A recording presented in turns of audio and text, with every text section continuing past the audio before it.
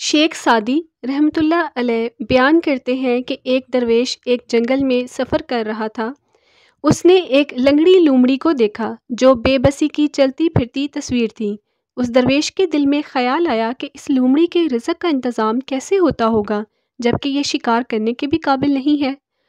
درویش ابھی یہ بات سوچ رہا تھا کہ اس نے ایک شیر کو دیکھا جو منہ میں گیدڑ دبائے اس لومڑی کے نزدیک آیا۔ اس نے گیدڑ کے گوشت کا کچھ حصہ کھایا اور باقی وہیں چھوڑ کر چلا گیا۔ لومڑی نے اس باقی کے گوشت میں سے کھایا اور اپنا پیٹ بھرا۔ درویش نے جب سارا ماجرا دیکھا تو اسے اتفاق قرار دیا اور یہ دیکھنے کے لیے کہ یہ لومڑی دوبارہ اپنا پیٹ کیسے بھرے گی وہیں قیام کیا۔ اگلے روز بھی وہی شیر منہ میں گیدڑ دبائے اس جگہ آیا اور اس نے کچھ گوشت کھانے کے بعد باقی ویسے ہی چھوڑ دیا۔ لومڑی نے وہ باقی گوشت کھا لیا اور اپنا پیٹ بھر لیا۔ درویش سمجھ گیا کہ اس کے رزق پہنچانے کا انتظام اللہ کی طرف سے ہے۔ اس نے دل میں فیصلہ کر لیا کہ میں بھی اب اپنے رزق کے لیے کوئی جستجو نہیں کروں گا اور میرا رزق اللہ مجھے خود پہنچا دے گا، جس طرح لنگڑی لومڑی کو شیر کے ذریعے رزق پہنچا رہا ہے۔ درویش یہ فیصلہ کرنے کے بعد ایک جگہ جا کر اطمینان سے بیٹھ گیا۔ اسے یقین تھا کہ اس کا رزق بھی اسے پہنچ جائے گا، مگر کئی دن گزر گئے، اس کے کھانے کے لیے کوئی شے نہ آئی، یہاں تک کہ وہ کمزوری کی انتہا کو پہنچ گیا۔ اس دوران اس نے نزدیک ایک مسجد کے محراب سے یہ آواز سنی کہ اے درویش، کیا تو لنگڑی لومڑی بننا چاہتا ہے یا پھر شیر جو اپنا شکار خود کرتا ہے، جس میں سے خود بھی کھاتا ہے اور دوسروں کو بھی کھلاتا ہے؟ اس حکایت کا مقصد یہ تھا کہ رزق پہنچانے کا انتظام اللہ کی طرف سے ہے، مگر اس کا یہ مطلب نہیں کہ بندہ اچھا بھلا ہو اور وہ ہاتھ پر ہاتھ رکھ کر بیٹھ جائے۔ ناخلف بیٹا شیخ سعدی رحمۃ اللہ علیہ کہتے ہیں کہ شہر دیار بکر میں ایک بوڑھے کا مہمان تھا جس کے پاس بے انتہا دولت تھی۔ اس کا ایک خوبصورت نوجوان لڑکا تھا جس سے اس کو بے حد محبت تھی۔ ایک رات کہنے لگا کہ ساری عمر میری یہی ایک اولاد ہوئی، اس جنگل میں ایک درخت ہے، لوگ اپنی مرادیں مانگنے وہاں جاتے ہیں۔ میں نے بہت سی طویل راتیں اس درخت کی جڑ میں بیٹھ کر خدا کے سامنے روتے ہوئے گزاری ہیں، تب جا کر مجھے یہ فرزند نصیب ہوا۔ میں نے سنا ہے وہ لڑکا چپکے چپکے دوستوں سے کہہ رہا تھا کہ اے کاش مجھے اس درخت کا علم ہوتا تاکہ میں وہاں جا کر دعا کرتا کہ اس بڈھے سے میری جان چھوٹے۔ برا نہ چاہو، ایک بادشاہ کا غلام بھاگ گیا۔ کچھ لوگوں نے اس کا تعاقب کیا اور گرفتار کر کے بادشاہ کے سامنے پیش کیا۔ وزیر کو اس غلام سے دشمنی تھی، اس نے بادشاہ کو مشورہ دیا کہ اس کو قتل کر دیا جائے۔ غلام نے ہاتھ باندھ کر عرض کی کہ حضور کے حکم کے سامنے میرا سر خم ہے، لیکن کیونکہ میں حضور کا نمک کھا کر پلا ہوں اس لیے نہیں چاہتا کہ قیامت کے دن آپ پر میرے قتل ناحق کا الزام لگایا جائے۔ اگر آپ اجازت دیں تو میں اس وزیر کو مار ڈالوں، پھر اس کے قصاص میں آپ مجھے قتل کر دیں، اس صورت میں میرا قتل جائز ہوگا۔ بادشاہ ہنس پڑا اور وزیر سے کہا کہ اب تیری کیا رائے ہے؟ اس نے کہا جہاں پناہ میری رائے میں یہ مناسب ہے کہ خدا کے لیے اپنے پدر بزرگوار کی قبر کے صدقے میں اس کو آزاد کر دیجئے تاکہ یہ مجھے کسی بلا میں نہ پھنسا دے۔ جب تو کسی دشمن پر تیر چلائے تو یہ بھی جان لے کہ تو بھی اس کے نشانے پر ہے۔ شیخ سعدی رحمۃ اللہ علیہ فرماتے ہیں، میں نے ایک نیک شخص کو دریا کے کنارے دیکھا جس کو چیتے نے زخمی کر دیا تھا اور اس کا زخم کسی دوا سے اچھا نہ ہوتا تھا اور وہ عرصے دراز سے اس تکلیف میں مبتلا تھا، مگر ہر وقت اللہ کا شکر ادا کرتا تھا۔ لوگوں نے اس سے پوچھا کہ شکر کس بات کا ادا کرتے ہو؟ اس نے کہا مصیبت میں مبتلا ہوں، نہ کہ گناہ میں۔ غریب اور بہشت۔ دو آدمی قبرستان میں بیٹھے تھے، ایک اپنے دولت مند باپ کی قبر پر اور دوسرا اپنے درویش باپ کی قبر پر۔ امیر زادے نے درویش لڑکے کو طعنہ دیا کہ میرے باپ کی قبر کا صندوق پتھر کا ہے، اس کا کتبہ رنگین اور فرش سنگ مرمر کا ہے اور فیروزے کی اینٹ اس میں جڑی ہوئی ہے، اس کے مقابلے میں تیرے باپ کی قبر کیسی خستہ حال ہے کہ 2 مٹھی مٹی اس پر پڑی ہوئی ہے اور 2 اینٹیں اس پر رکھی ہوئی ہیں۔ درویش زادے نے جواب دیا کہ یہ درست ہے، لیکن یہ بھی تو سوچو کہ قیامت کے دن جب مردے قبروں سے اٹھائے جائیں گے، اس سے پہلے کہ تیرا باپ بھاری پتھروں کے نیچے جنبش کرے، میرا باپ بہشت میں پہنچا ہوگا۔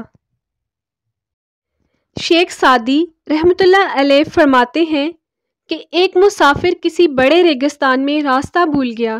بدقسمتی سے کھانا بھی ختم ہو چکا تھا اور برداشت کی طاقت نہ رہی تھی۔ ہاں، کمر سے کچھ روپے بندھے تھے۔ جب ارد گرد پھر کر غریب نے کہیں راہ نہ پائی تو بے چینی سے جان دے دی۔ کچھ عرصے بعد اس طرف کسی قافلے کا گزر ہوا تو دیکھا کہ مرنے والے کے سامنے روپوں کی ہمیانی رکھی ہے اور زمین پر لکھا ہوا تھا، مال و دولت سے پیٹ نہیں بھرتا، سونے چاندی سے شلجم اچھے ہیں جس سے پیٹ تو بھر سکتا ہے۔ برائی کا علاج برائی نہیں ہے۔ شیخ سعدی رحمۃ اللہ علیہ فرماتے ہیں کہ میں مدرسہ نظامیہ میں تحصیل علم کرتا تھا۔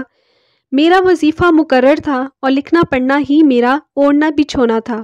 میرا ایک ساتھی مجھ سے بہت جلتا تھا۔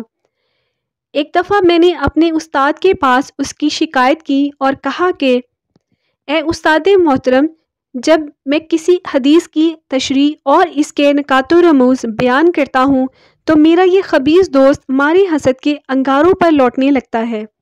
اس پیشوائے عالم مقام استاد نے بگڑ کر فرمایا، دوست کا حسد کرنا تجھے پسند نہ آیا، نہ معلوم تجھے کس نے بتایا کہ غیبت اچھی چیز ہے۔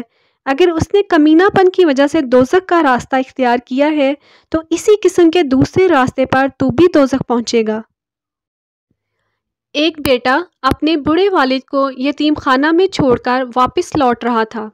اس کی بیوی نے اسے یہ یقینی بنانے کے لیے فون کیا کہ والد تہوار وغیرہ کی چھٹی میں بھی وہیں رہیں، گھر نہ چلے آیا کریں۔ بیٹا پلٹ کر گیا تو پتہ چلا کہ اس کے والد یتیم خانہ کے سربراہ کے ساتھ ایسے گھل مل کر باتیں کر رہے ہیں کہ بہت پرانے اور قریبی تعلق ہوں۔ تبھی اس کے والد اپنے کمرے کا بندوبست دیکھنے کے لیے وہاں سے چلے گئے۔ اپنے تجسس کو ٹھنڈا کرنے کے لیے بیٹے نے یتیم خانہ کے سربراہ سے پوچھ ہی لیا، آپ میرے والد کو کب سے جانتے ہیں؟ انہوں نے مسکراتے ہوئے جواب دیا، گزشتہ 30 سال سے، جب وہ ہمارے پاس ایک یتیم بچے کو گود لینے آئے تھے۔ بلندی۔ ایک نیک سیرت نوجوان تحصیل علم کے لیے روم میں وارد ہوا۔ لوگ اس کے اعلیٰ اخلاق سے بے حد متاثر ہوئے اور اسے ایک مسجد میں عزم و احترام کے ساتھ ٹھہرایا۔ ایک دن امام مسجد نے اس سے کہا کہ مسجد سے خاک اور گرد جھاڑ دو۔ امام کی بات سن کر نوجوان مسجد سے باہر چلا گیا اور پھر واپس نہ آیا۔ امام مسجد اور دوسرے خادموں نے یہ سمجھا کہ نوجوان مسجد کی خدمت سے پہلو تہی کرتا ہے، اس لیے غائب ہو گیا ہے۔ دوسرے دن مسجد کے ایک خادم نے اسے راستے میں پکڑ لیا اور کہا کہ تم نے بہت بری حرکت کی ہے، اے متکبر نوجوان، تجھے معلوم ہونا چاہیے کہ لوگ خدمت کی بدولت ہی کیسے مرتبے پر پہنچتے ہیں۔ نوجوان اس کی باتیں سن کر رو دیا اور کہنے لگا کہ اے میرے قابل احترام دوست، حقیقت یہ ہے کہ میں نے مسجد میں خاک اور گرد نہیں دیکھی، اس لیے میں نے یہی سمجھا کہ میں ہی اس پاک جگہ میں خاک آلودہ ہوں، سو میں مسجد سے باہر آ گیا تاکہ اللہ کا گھر خس و خاشاک سے پاک ہو جائے۔ علم اور دولت۔ مصر میں کسی جگہ 2 بھائی رہتے تھے، ایک نے علم پڑھا اور دوسرا مال جمع کرتا رہا۔ نتیجہ یہ رہا کہ پڑھنے والا تو عالم ہو گیا اور روپیہ جمع کرنے والا شاہی خزانچی بن گیا۔ ایک بار دولت مند نے عالم بھائی کی طرف حقارت سے دیکھ کر کہا کہ ہم تو خزانے کے مالک ہو گئے مگر تم مفلس ہی رہے۔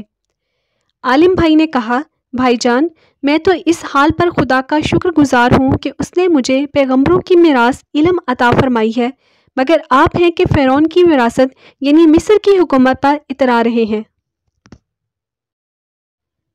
طوطا اور کوا۔ کسی شخص نے ایک طوطے کو کوے کے ساتھ پنجرے میں بند کر دیا۔ طوطا گھبرا گیا، وہ نفرت سے بار بار کہتا، الہی، یہ کیسی کالی کلوٹی، بدی شکل، بونڈی صورت اور سراپا نفرت مورت ہے۔ یہ تو طوطے کا حال تھا، مگر عجیب بات ہے کہ کوا بھی طوطے کی ہم نشینی سے سخت تنگ آیا ہوا تھا۔ لا حول ولا پڑھتا اور زمانے کی گردش پر حسرت و افسوس سے ہاتھ ملتے ہوئے کہہ رہا تھا، خدایا، مجھ سے ایسا کیا گناہ ہوا ہے جس کے بدلے میں ایسے نابکار، بے وقوف اور بیہودہ ناجنس کی صحبت میں قید کر دیا گیا ہوں۔ میرے مناسب حال تو یہ تھا کہ کسی چمن کی دیوار یا محل کی منڈیر پر اپنے ہم جنسوں کے ساتھ سیر کرتا پھرتا۔ یہ حکایت اس لیے بیان کی گئی ہے کہ جس قدر دانا کو نادان سے نفرت ہے، اسی قدر نادان کو داناؤں سے وحشت ہوا کرتی ہے۔ ایک پارسا کو سونے کی اینٹ کہیں سے مل گئی۔ دنیا کی اس دولت نے اس کے نور باطن کی دولت چھین لی، اور وہ ساری رات یہی سوچتا رہا کہ اب میں سنگ مرمر کی ایک عالی شان حویلی بنواؤں گا، بہت سے نوکر چاکر رکھوں گا، عمدہ کھانے کھاؤں گا اور اعلیٰ درجے کی پوشاک سلواؤں گا۔ غرض کے اس خیال نے اسے دیوانہ بنا دیا، نہ کھانا پینا یاد رہا اور نہ ذکر حق۔ صبح کو اسی خیال میں مست جنگل میں نکل گیا۔ وہاں دیکھا کہ ایک شخص ایک قبر پر مٹی گوندھ رہا ہے تاکہ اس سے اینٹیں بنائے۔ یہ نظارہ دیکھ کر پارسا کی آنکھیں کھل گئیں اور اس کو خیال آیا کہ مرنے کے بعد میری قبر کی مٹی سے بھی لوگ اینٹیں بنائیں گے۔ عالی شان مکان، اعلیٰ لباس اور عمدہ کھانے سب یہیں دھرے رہ جائیں گے، اس لیے سونے کی اینٹ سے دل لگانا بیکار ہے۔ ہاں، دل لگانا ہے تو اپنے خالق سے لگا۔ یہ سوچ کر اس نے سونے کی اینٹ کہیں پھینک دی اور پھر پہلے کی طرح زاہدوں کی نعت کی زندگی بسر کرنے لگا۔